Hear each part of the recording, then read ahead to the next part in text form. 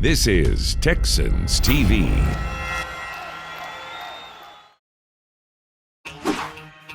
We go behind the scenes of the Houston Texans cheerleader shoot, and Mark Vandermeer is a game show host. That is correct. Alejandro's in the end zone. Oh my gosh, this is amazing. Texans 360 starts now. We are ready to rock in Houston. Lock and roll. Touchdown, Texans.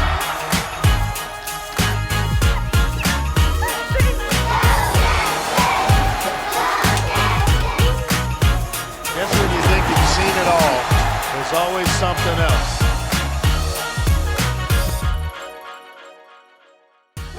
Welcome into Texans 360. I'm your host, Deepi Sidhu, and as we always do, we've got a great show for you tonight.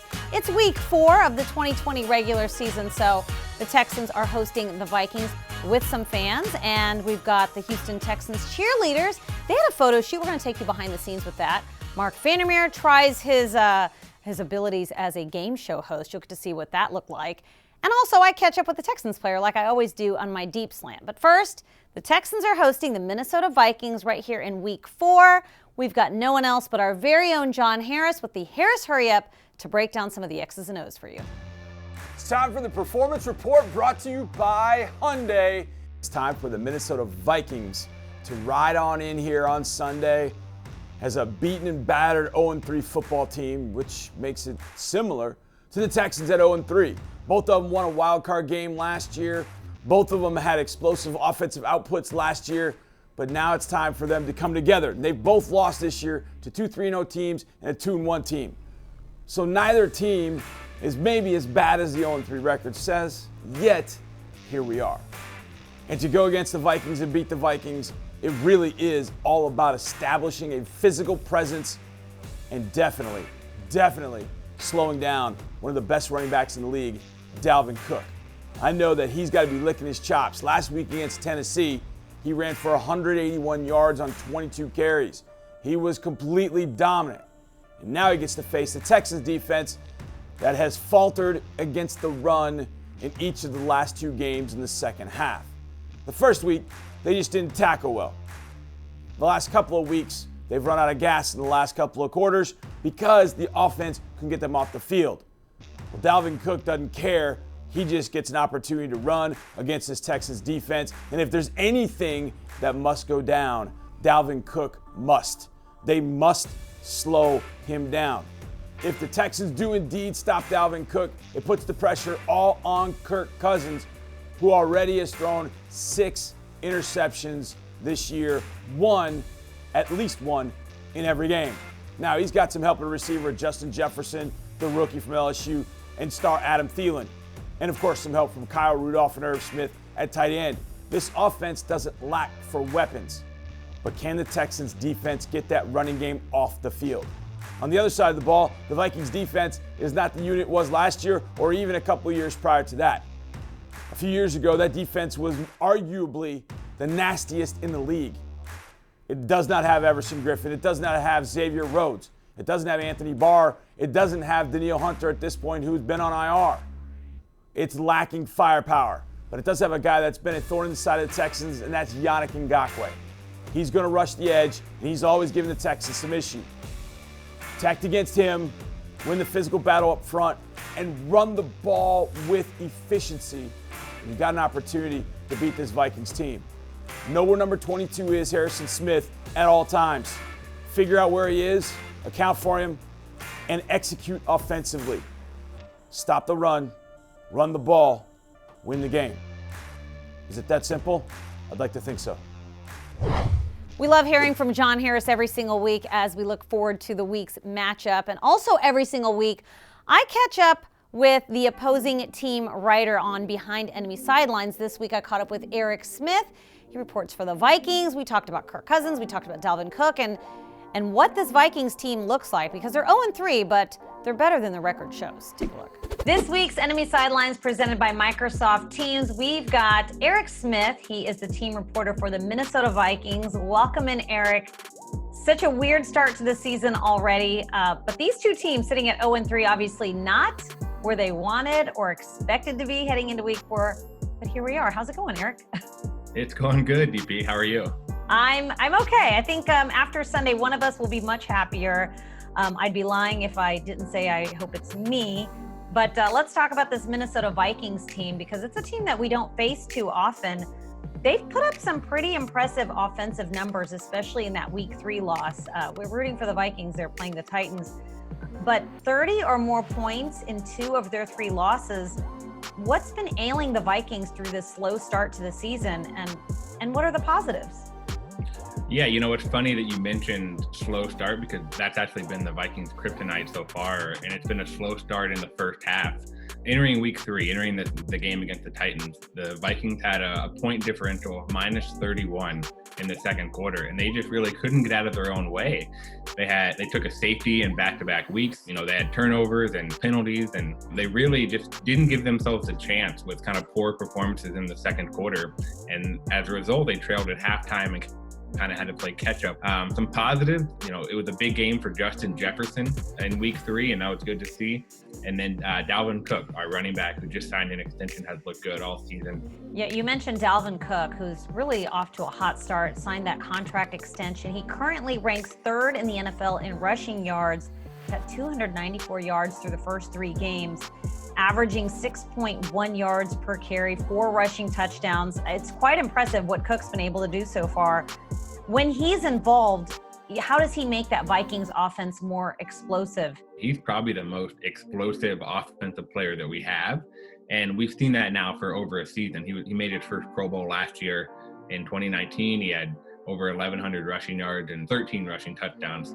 So he's proven when healthy he can be a playmaker, and that hot start, as you mentioned, has been the focal point now. So the way the Vikings have kind of built their offense is that they want to run the ball and kind of build off play action passes to move down the field. And Dalvin is the main focal point of that, right? Because he's the main running back. So when he gets going, that helps Kirk Cousins as well. All right, good stuff. Looking forward to the matchup. Texans back at home, allowing fans for the first game of 2020. Should be a good matchup. Vikings, Texans on Sunday kickoff at noon. That's going to do it for this week's Enemy Sideline. Eric, thank you so much for the time, and look forward to seeing you again soon. Thank you, DP. Thanks for having me. Catch my one-on-one with the Houston Texans player on this week's Deep Slant. That's next on Texans 360.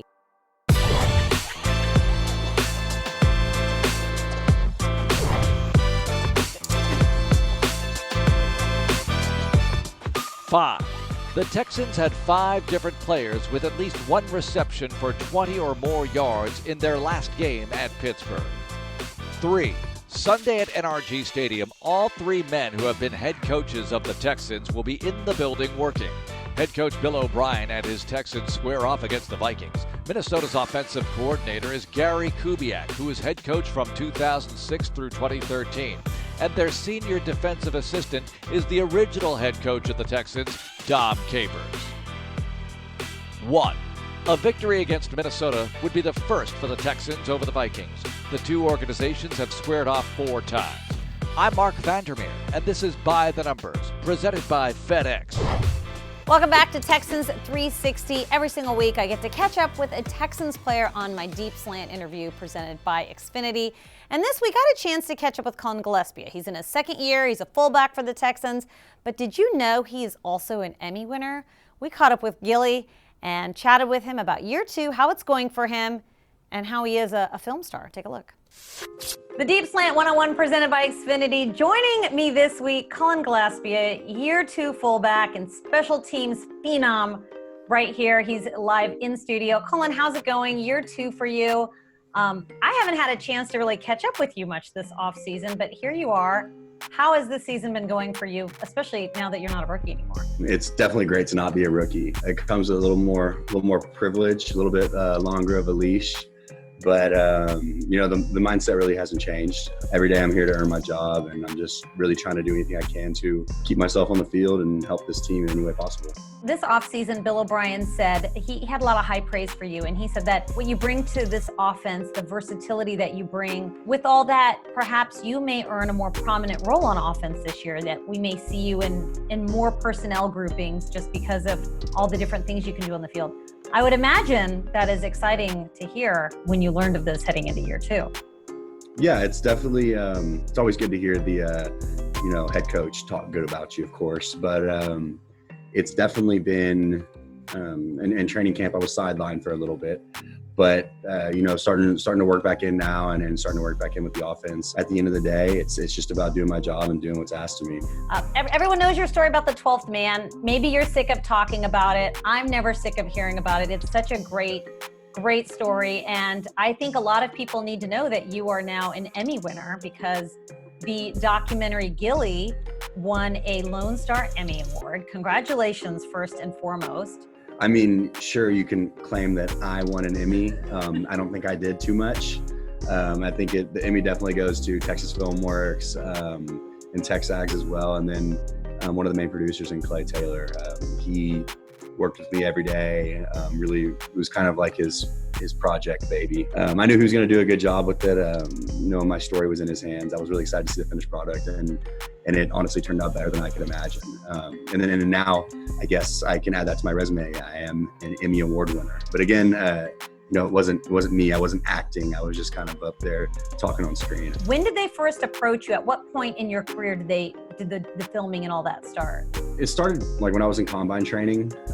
They had contacted my dad and a couple of the guys who worked at TexAgs contacted me and like, hey, this is something we were interested in doing. So going forward, once I kind of went back to A&M for Pro Day, they really started all the filming right there. Because I was there for about 2 weeks doing workouts and other stuff. So really kind of did a lot of the interviews leading up to the draft. And then they were there at the draft, which is, your typical 7th round pick or possible free agent doesn't normally have cameras and all types of stuff going on at the party. So it was a little different, but in the end, I'm glad they were there to document it all. It was a great day, and I'm glad that they got to capture it all. And it's great that other people are watching it, but just for me, to show my future family one day, this is what I did, or hopefully I'm not still living in the past, but maybe, I can show them. Yeah, like they said in the documentary, there's more chapters to be written in the story, hopefully. So hopefully a lot. Hopefully a lot. Many Hopefully it's a really chapters. thick book. But anyway, Exactly. Congrats on the Emmy. You can see it. It's called Gilly. I believe it's on TexAgs.com. And best of luck to you, Cullen, for the rest of the 2020 season. Always a pleasure chatting with you. Thank you. It was a pleasure as well. Some season ticket members showed off their Texans knowledge. That's next on Texans 360.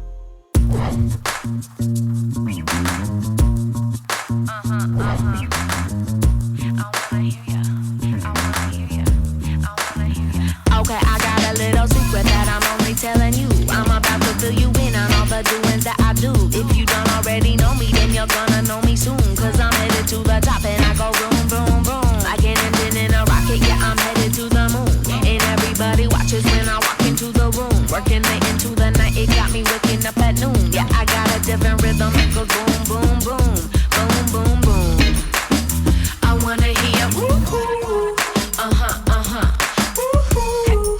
Uh-huh. I wanna hear woo-hoo. Uh-huh, uh-huh. Woo-hoo. Uh-huh. I wanna hear woo-hoo. Woo-hoo. Woo-hoo. Uh-huh, uh-huh. Woo-hoo. Uh-huh. I wanna hear woo-hoo. Uh-huh, uh-huh. Woo-hoo.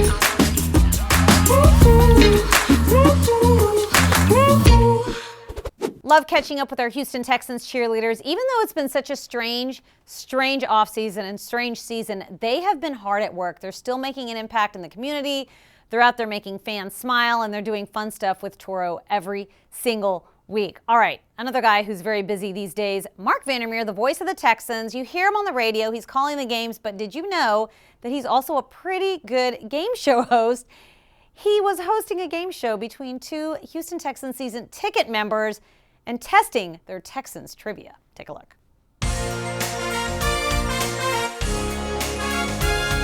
Hello, Texans, and welcome to the game show that has taken over the nation. All right, maybe not yet, but we're working on it. It's Texans First and 10. I'm your host, Mark Vandermeer, decked out in referee garb, and we've got two contestants good to go for First and 10. We'll see who scores first, and whoever scores first is the winner, and first prize today is a Titus Howard autographed football.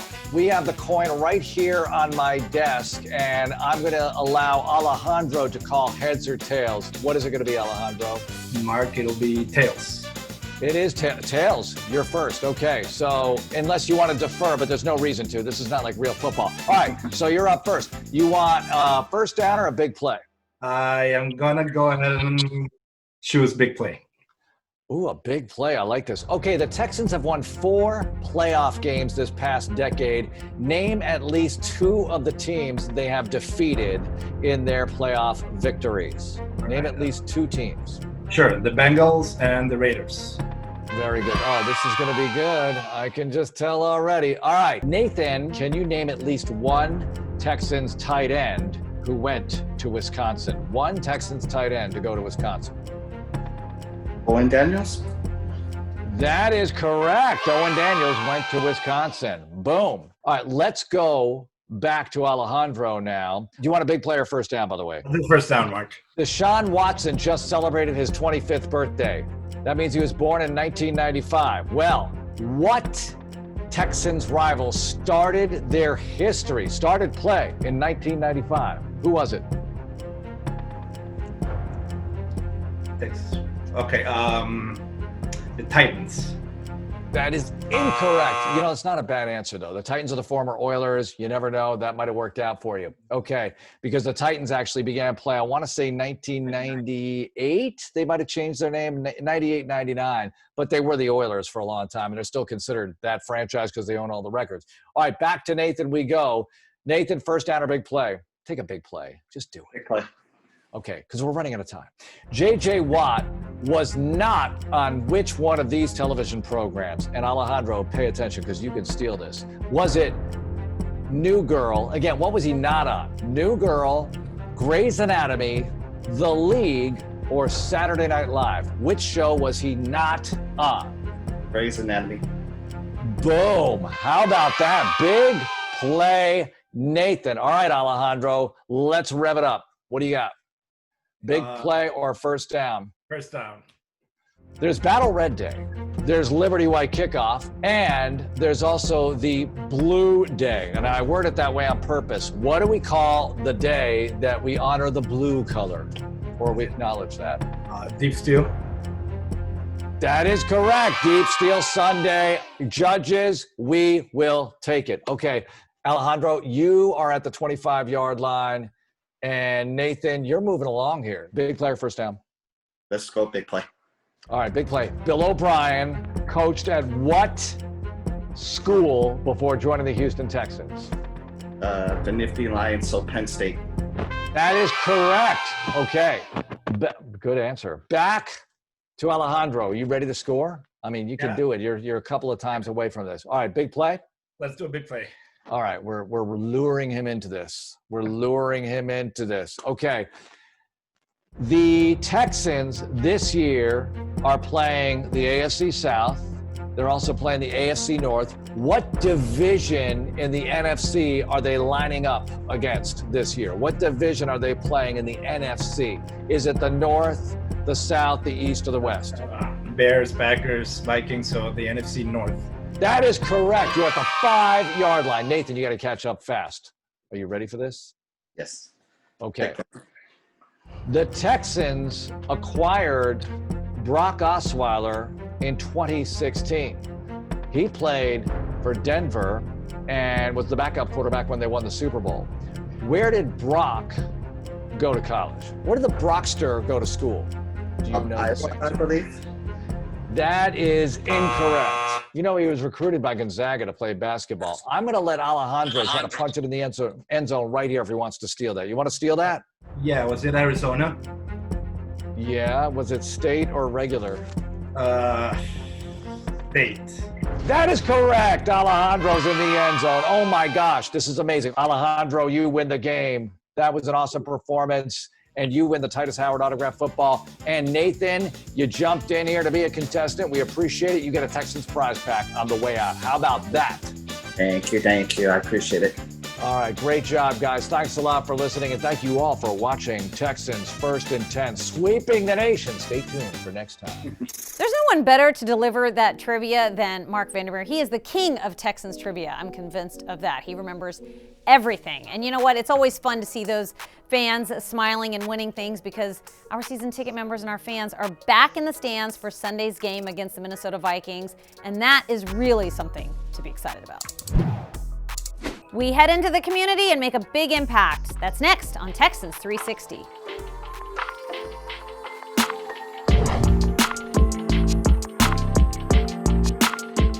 It's the final segment of Texans 360, and as always, we love to go out in the community and catch up with what some of our players and our Texans ambassadors and cheerleaders and Toro are out there doing. And this week is no different. They were out there for a very important cause, battling hunger right here in the Houston community. Take a look.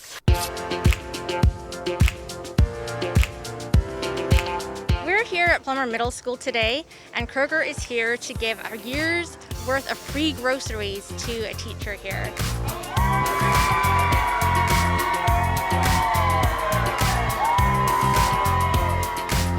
Which is 1 year of free groceries.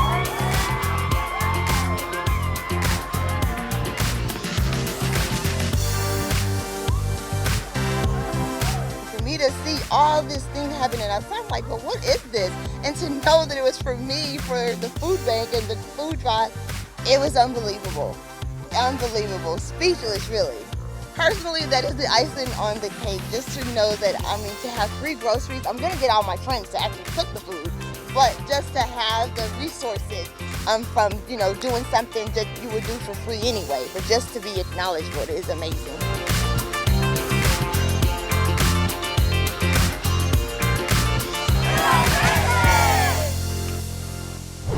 Well, it's that time of week again. It's time to wrap up this show. It's been a fun one. Love catching up with our players, our cheerleaders, with the community, and with you.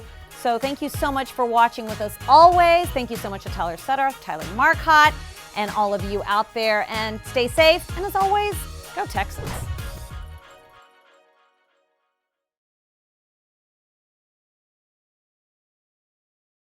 Thanks for watching. Subscribe to our channel and ring the bell to know when we post new content.